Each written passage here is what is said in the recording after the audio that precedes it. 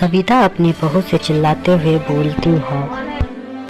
अरे ओ कलमुही किधर गए ओ कलमुही, बाप ने तो यहाँ दहेज छोड़, ढेर सारा दहेज छोड़ किधर मर गई थी गे? मैं यहाँ तभी से भूख से तड़प रही हूँ, लगता है तुम्हारा बाप खाना बना। जी माँ जी, मैं अभी खाना ला देती हूँ, कृपया आप बताइए ना। मीरा रोज रोज अपनी सास की खड़ी खोटी बात सुनकर बहुत ही दुख हो जाती है और उन्होंने ठान लिया कि वे इस घर को छोड़कर जंगले में चले जाएंगे। वे अपने घर को छोड़कर गांव के रास्ते जंगल की तरफ चले गए।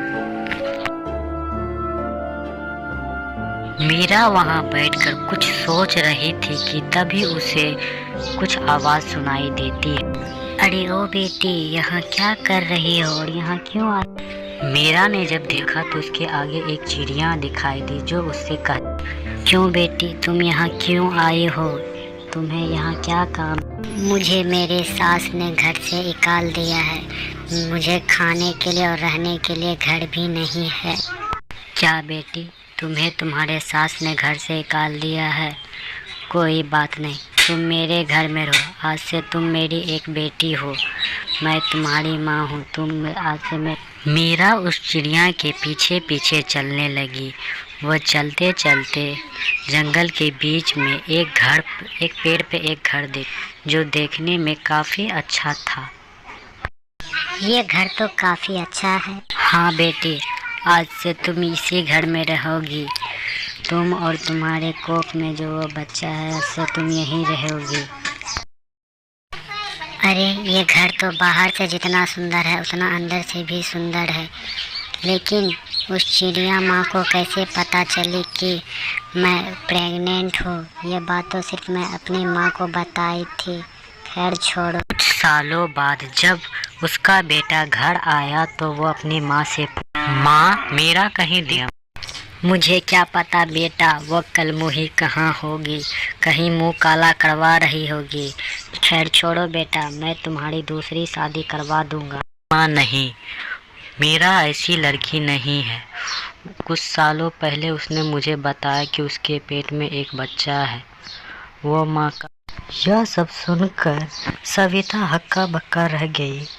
उसने अरे मैंने सोचा कि ये कलमुही कभी माँ नहीं बन सकती है, फिर ये माँ कैसे बन गई। इधर मीरा ने एक खूबसूरत बालक को जन्म दिया जो काफी देखने में अच्छा था। देखो गुड्डू, ज़्यादा दूर खेलने के लिए मत चले जाना, थोड़ी ही दूर में खेल के और जल्दी ही घर वापस आ जाना। काश गुड्डू के पिता भी इसके साथ होते तो कितना अच्छा होता, उसे भी बाप का साया मिलता। गुड्डू जब चिड़िया के साथ खेल रहा था कि तभी उसके पिता वहाँ पे आए।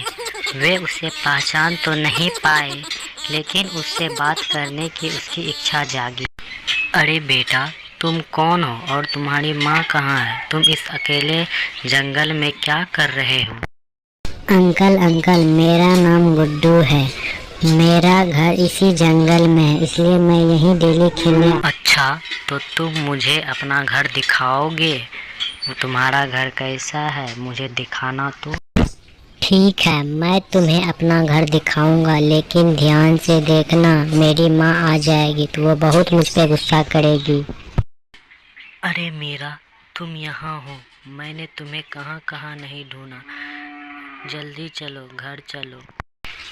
नहीं, मैं घर नहीं जाऊंगी, तुम्हारी माँ ने मुझे घर से निकाल दिया और बहुत बुरा भला। उन दोनों में बात चल रही थी कि तभी चिड़िया ने कुछ बोला। अरे बेटी, तुम घर चले जाओ, तुम्हारी सास तुम्हें बहुत। मीरा जब ध्यान से देखती है तो वह चिड़िया उसकी माँ थी। अपनी माँ की बात कर मीरा फिर से अपनी ससुराल गई। सविता तो थोड़ा बहुत गुस्साई, लेकिन अपने पोते को देखकर अपनी खुशी को फूली नहीं समा पाई और वे सभी खुशी